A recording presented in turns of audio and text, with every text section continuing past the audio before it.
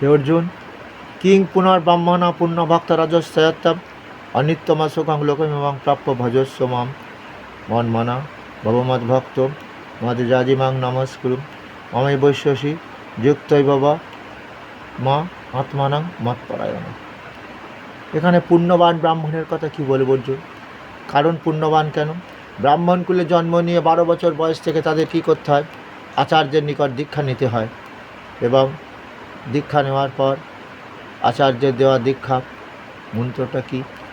ওম ভূর্ভুবস্য তৎসবিতুর্বরেণ্যং ভর্গো দেবস্য ধীমহি ধিয়া নঃ চ প্রচোদয়াৎ। ওম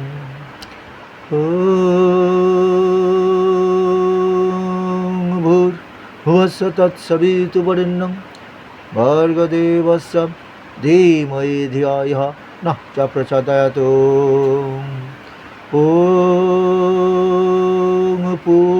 ওম ভূর্ভুবস্য তৎসবিতুর্বরেণ্যং ভর্গো দেবস্য ধীমহি ধিয়া নঃ চ প্রচোদয়াৎ। ত্রিসন্ধ্যা এই গায়ত্রী মন্ত্র জপ করতে হয় ব্রাহ্মণ। তাই ব্রাহ্মণদের দ্বিজ বলে কেন? ব্রাহ্মণ মায়ের গর্ভ থেকে যখন বাইরের জগতে লোক জন্ম হলো, আবার এই দ্বিতীয়বার আচার্য নিকট দীক্ষা নিয়ে কী করে?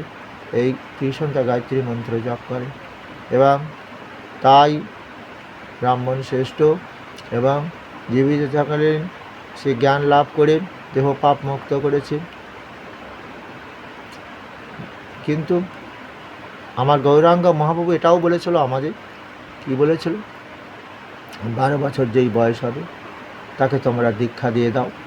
এই আমার মন্ত্র হলো হরের নাম কৈবলম কলৌ নাস্তে বা গতির অনথা। কলির জীব যত কিছু যজ্ঞ করো, হরিনাম যজ্ঞ ছাড়া তোমাদের সুখ হবে না, শান্তি হবে না, মৃত্যুর পরও গতি।